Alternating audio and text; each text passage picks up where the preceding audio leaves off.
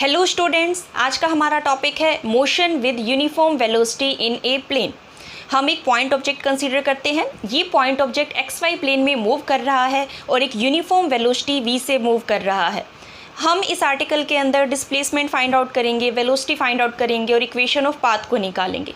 सबसे पहले हम ये देखते हैं कि जो पार्टिकल है वो किस पोजीशन पर है। मान लो कि किसी टाइम t1 पर हमारा पार्टिकल इस a पोजीशन पर था। अगर पार्टिकल a पोजीशन पर है तो उसका पोजीशन वेक्टर क्या होगा, r1। थोड़ी देर बाद जब टाइम t2 हुआ तब हमारा पार्टिकल b पोजीशन पर आ गया। अगर पार्टिकल b पोजीशन पर है तो अब उसका जो पोजीशन वेक्टर है वो क्या होगा, पोजीशन वेक्टर होगा r2। ये जो इंटरवल है time interval t2 minus t1, इस टाइम इंटरवल के अंदर ऑब्जेक्ट का कितना डिस्प्लेसमेंट हुआ, वो डिस्प्लेसमेंट क्या होगा, AB। तो हमें इस AB डिस्प्लेसमेंट को फाइंड आउट करना है। अब इसके लिए हम क्या कर सकते हैं, हम ट्रायंगल लॉ लगाते हैं। ट्रायंगल लॉ लगाएंगे तो हम क्या लिखेंगे, OA vector plus AB vector is equal to OB vector. यही बनेगा। OA वेक्टर जो है और AB वेक्टर ये दोनों सेम ऑर्डर में है एंड OB वेक्टर जो है वो अपोजिट ऑर्डर में है। अब यहाँ से हम AB वेक्टर की वैल्यू फाइंड आउट करते हैं। AB वेक्टर किसके इक्वल आ जाएगा, OB vector minus OA vector के। अब OB वेक्टर को आप कितना लिख सकते हो, R2 वेक्टर।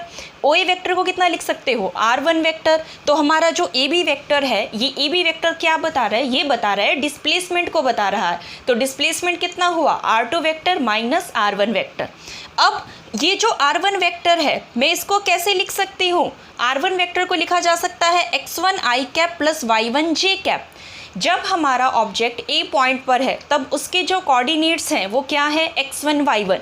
इसीलिए R1 वेक्टर को मैंने क्या लिखा, x1 i cap plus y1 j cap.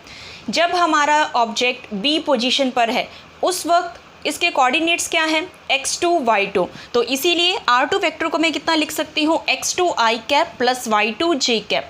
अब मुझे क्या चाहिए, मुझे तो डिस्प्लेसमेंट चाहिए और डिस्प्लेसमेंट मेरा किसके इक्वल आया था, R2 vector minus R1 vector के। तो हमने क्या किया, R2 वेक्टर की जगह वैल्यू पुट करेंगे x2 i cap plus y2 j cap. R1 vector की जगह वैल्यू पुट करेंगे x1 i cap plus y1 j cap.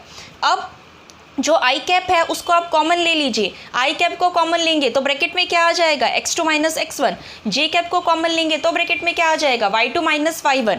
अब हम क्या करते हैं, अब हमारे पास जो AB वेक्टर डिस्प्लेसमेंट है ये हमारे पास कितना आ गया, x2 minus x1 I cap plus y2 minus y1 J cap.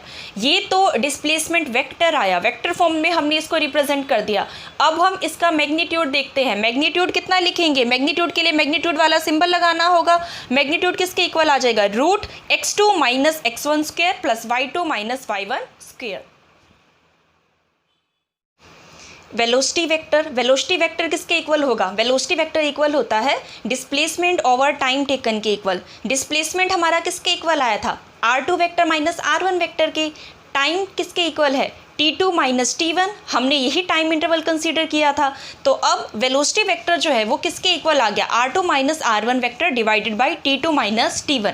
Next हम देखते हैं equation of motion of object. इसके लिए हम क्या करते हैं, ये जो आपने वेलोसिटी का फॉर्मूला बनाया है इसी को ही हम अरेंज करते हैं। यहाँ से हमारे पास आ जाएगा R2 minus R1 vector is equal to V vector t2 minus t1।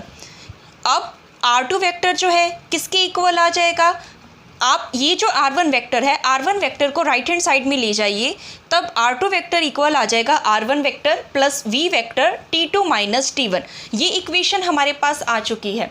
ये जो इक्वेशन मैंने अभी निकाली है, इक्वेशन ऑफ मोशन, ये मैंने कब निकाली है, ये मैंने तब निकाली है जब मैंने आपसे ये कहा कि पोजीशन A पर हमारा टाइम कितना है, t1।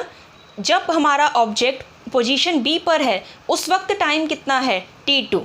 लेकिन अब मैं आपसे ये कह रही हूँ कि जब पोजीशन A है, हमारा जो पार्टिकल है वो जब पोजीशन A पर है उस वक्त टाइम 0 है, और जब पार्टिकल पोजीशन B पर है तो उस वक्त टाइम कितना है, t।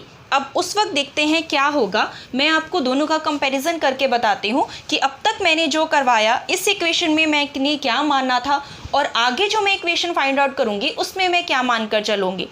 मैंने ये जो इक्वेशन निकाली है इसमें मैंने माना था कि जब मेरा पार्टिकल A पोजीशन पर है उस वक्त इस पार्टिकल के कोऑर्डिनेट्स कितने क्या हैं? इस पार्टिकल के कोऑर्डिनेट्स हैं x1 y1। टाइम क्या हुआ था? t1 टाइम था। पोजीशन वेक्टर क्या था? r1 vector. जब हमारा जो पार्टिकल है वो b पोजीशन पर है, उस वक्त कोऑर्डिनेट्स क्या थे? उस वक्त कोऑर्डिनेट्स थे x2 y2। टाइम क्या था? t2। पोजीशन कोऑर्डिनेट क्या था? r2 vector. अब मैं क्या कह रही हूँ? अब मैं आपसे ये कह रही हूँ, अब आप एक और इक्वेशन बनाओ और इस इक्वेशन के अंदर आपने क्या कंसीडर करना है? आपने ये कंसीडर करना है कि जब आपका पार्टिकल ए पोजीशन पर है तो उस वक्त टाइम हुआ है t इज इक्वल टू 0। जो कोऑर्डिनेट्स हैं वो हैं x naught y naught. Position vector जो है वो है r नोड। जब पार्टिकल बी पोजीशन पर है उस वक्त टाइम कितना है? t is equal to T. Coordinates क्या है? X Y. पोजीशन वेक्टर क्या होगा? r vector. अब आपने क्या करना है? इस इक्वेशन के अंदर आपने रिप्लेस करना है नए जो हमने टर्म्स मानी है उनसे।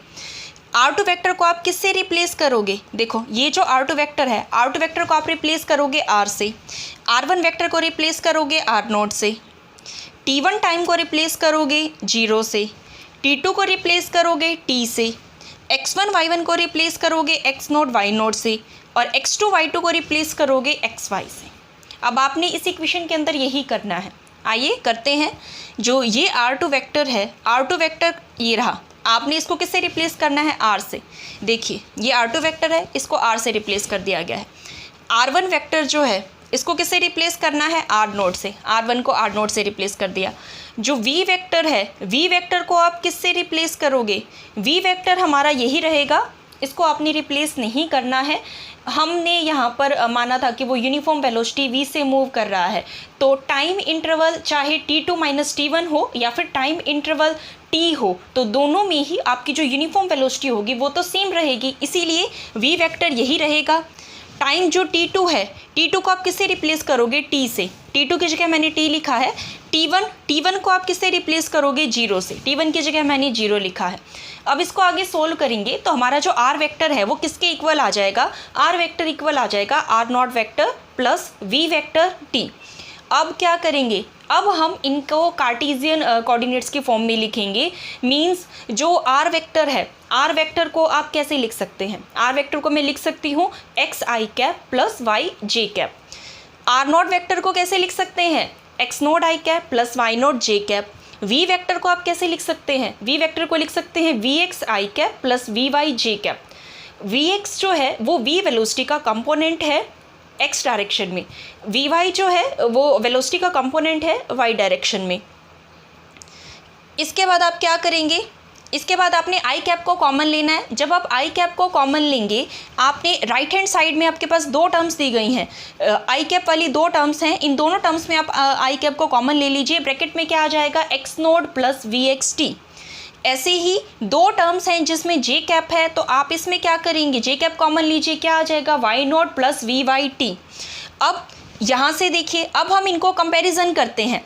आपको किसको कंपैरिजन करना है? आपको x I cap plus Y J cap, ये लेफ्ट हैंड साइड में ये लिखा हुआ है। राइट हैंड साइड में आपके पास है X naught plus V X T I cap plus Y naught plus V Y T J cap. आपने इन दोनों को कंपैरिजन करना है। कैसे कंपैरिजन करना है? लेफ्ट हैंड साइड में भी आई कैप है, राइट हैंड साइड में भी आई कैप है।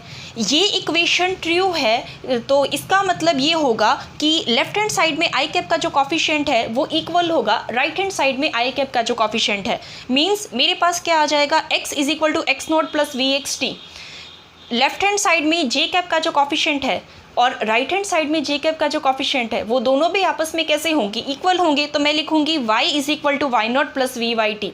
अब ये दोनों इक्वेशन मेरे पास आ चुकी है।